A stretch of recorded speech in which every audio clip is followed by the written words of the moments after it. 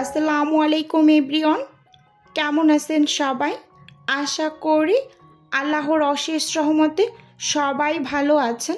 আলহামদুলিল্লাহ আমিও ভালো আছি। স্বর্ণাজ কিচেনে সবাইকে আরও একবার ওয়েলকাম করছি নতুন একটি রেসিপি দেখার জন্য।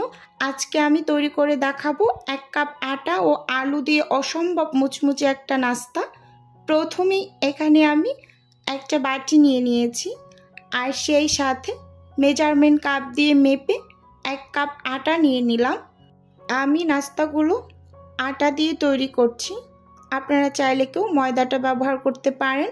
স্বাদ মতো লবণ দিয়ে দিলাম, নাস্তাটাকে একটু বেশি মুচমুচে করার জন্য 1 টেবিল স্পুন দিয়ে দিলাম চিনি, আর আন্দাজ করে এখানে 2 টেবিল স্পুনের মতো রান্নার রেগুলার তেল দিয়ে এবার হাতের সাহায্যে খুব ভালোভাবে আটাগুলোকে একটু ময়াম করে নেব। যে কোনো নাস্তাই হোক না কেন, আটা বা ময়দা যদি খুব ভালোভাবে ময়াম করা হয় নাস্তাগুলো কিন্তু ভীষণ খাস্তা হয় এবং এই খাস্তার নিচটা অনেকক্ষণ পর্যন্ত বজায় থাকে। নাস্তা ভাজার পরে খুব ভালোভাবে আমি ময়াম করে নিয়েছি আটাগুলো।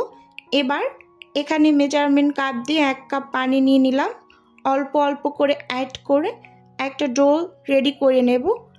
এখানে বন্ধুরা অবশ্যই পানি অল্প অল্প করে অ্যাড করবেন, একসাথে বেশি পরিমাণ পানি অ্যাড করে দিলে ডোটা কিন্তু অনেকটাই নরম হয়ে যাবে, তখন কিন্তু নাস্তাগুলো তৈরি করতে অনেকটা অসুবিধা হয়ে যাবে। এই যে খুব ভালোভাবে কিন্তু আমি ডোটা রেডি করে নিয়েছি। এখন ডোটাকে রেস্টে রাখবো, সেজন্য ওপর থেকে আমি সামান্য একটু তেল দিয়ে খুব ভালোভাবে ডোটার চারপাশে একটু মেখে নিচ্ছি। এতে করে ডোটা রেস্টে রাখার ফলে উপর থেকে ড্রাই হয়ে যাবে না। এখন উপরে আমি একটা ঢাকনা দিয়ে ঢেকে রাখছি। এপাশে আমি যে 1 কাপ পানি নিয়েছিলাম, এখানে আমার হাফ কাপ পানি কিন্তু বেঁচে গিয়েছে, সেটা দেখিয়ে দিলাম। এপাশে চুলোতে আমি নাস্তা তৈরি করার জন্য একটা প্যান বসিয়ে দিয়েছি, পুরটা রেডি করে নেব। সেই সাথে কিন্তু চুলোটাকেও অন করে নিয়েছি। এখানে আমি কড়াইতে 2 টেবিল স্পুনের মতো রান্নার রেগুলার তেল দিয়ে খুন্তি দিয়ে একেবারে কড়ার চারপাশে একটু লাগিয়ে নিয়েছি। এখন অপেক্ষা করছি তেলটা ভালোভাবে গরম হওয়া পর্যন্ত। তেলটা যখনই ভালোভাবে গরম হয়ে আসছে এর মাঝে আমি বড় সাইজের একটা পেঁয়াজ আর 2টা কাঁচামরিচ কুচি দিয়ে দিলাম। এখানে আমি ঝালটা একটু কম করে দিয়েছি, আমার বাসায় যেহেতু পিচ্চি আছে মাঝে সাঝে সে একটু সস দিয়ে খেয়ে থাকে, তাই ঝালের পরিমাণটা একটু কম দিচ্ছি, আপনারা চাইলে বাড়িয়ে দিতে পারেন।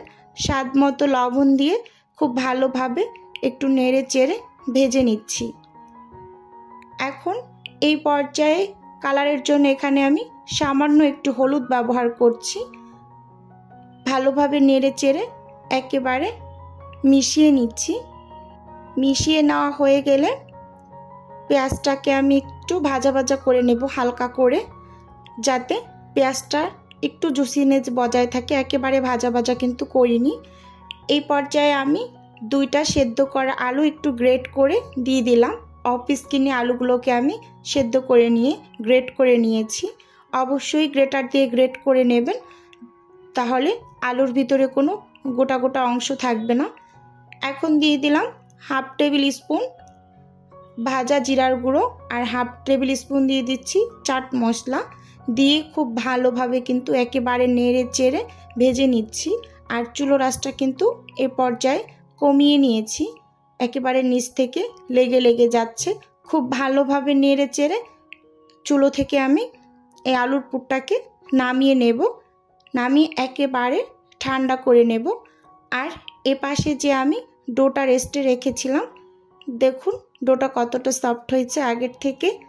এখন হাত দিয়ে 2 থেকে আড়াই মিনিটের মতো আমি একটু ডোটাকে মথে নিচ্ছি। মথে নেওয়া হয়ে গেলে ডোটা থেকে আমি এই যে লেচি বের করে নিচ্ছি।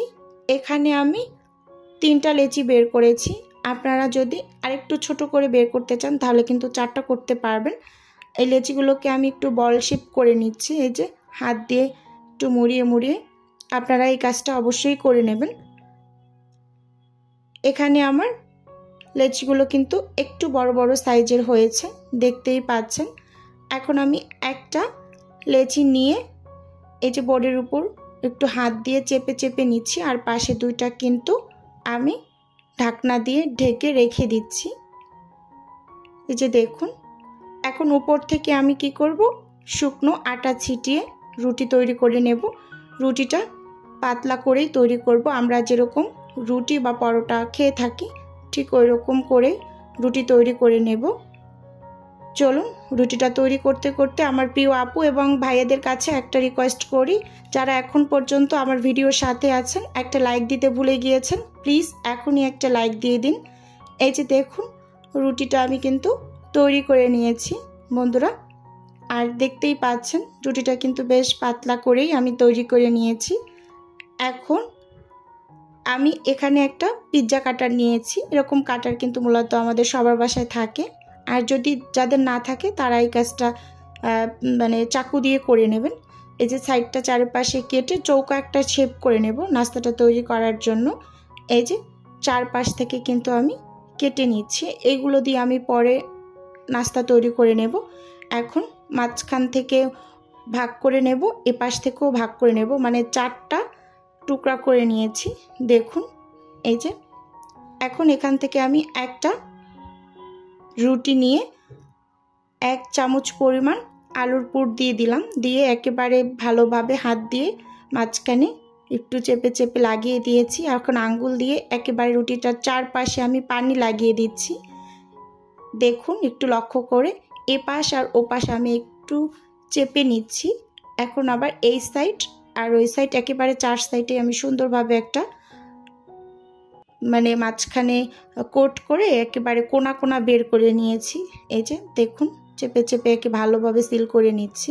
দেখতেই পাচ্ছেন নাস্তাটা কিন্তু দেখতে ভীষণ সুন্দর লাগছে। এভাবে করে কিন্তু আমি সব নাস্তাগুলোকে তৈরি করে নেব। এই যে দেখুন একটা তৈরি করে নিয়েছি, আরও একটা তৈরি করে নেই। নাস্তা তৈরি করতে করতে আমার প্রিয় আপু এবং ভাইয়েদের উদ্দেশ্যে একটা অনুরোধ করছি, আমার ভিডিওর কোনো অংশ যদি আপনার কাছে একটুখানি হলেও ভালো লেগে যায় তাহলে অবশ্যই চ্যানেলটি সাবস্ক্রাইব করে আমার পাশে থাকবেন। আমি কিন্তু যে আপুদের পরিবারে যুক্ত আছি তাদের কখনো আজ পর্যন্ত কোনো ভিডিও টেনে টুনে দেখি না। আপনাদের কাছেও অনুরোধ থাকবে আপনারাও টেনে হিস্ট্রি ভিডিও দেখবেন না, যদি না দেখতে ইচ্ছে করে একেবারে বের হয়ে যাবেন, কিন্তু টেনে টুনে দেখে অন্যের ক্ষতি করবেন না প্লিজ। এই যে আমি এক এক করে সবগুলো নাস্তা কিন্তু বন্ধুরা এখানে তৈরি করে নিয়েছি, আর নাস্তাগুলো কিন্তু ভীষণ সুন্দর হয়েছে। এবার আমি ভেজে নেব।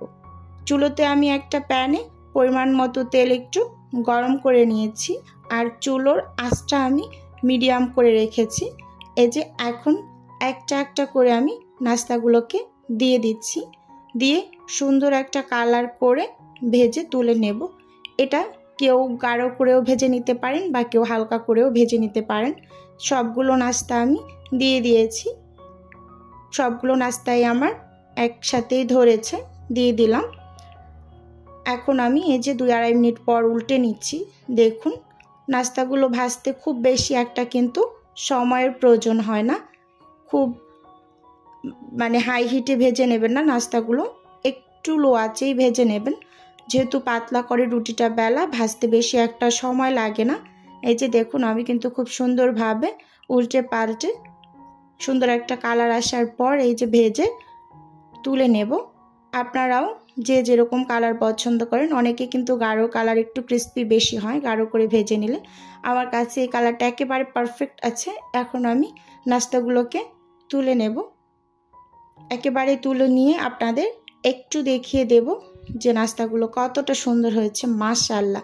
আর এই নাস্তাটা খেতে সস দিয়ে ভীষণ ভালো লাগে, আপনারা একবার হলেও ট্রাই করে দেখবেন, ইনশাআল্লাহ ভালো লাগবে। এই যে সব নাস্তাগুলোকে ভেজে একটু দেখিয়ে দিচ্ছি আপনাদের, দেখুন মাশাআল্লাহ কতটা সুন্দর হয়েছে আর অনেকটা ক্রিস্পি কিন্তু নাস্তাটা।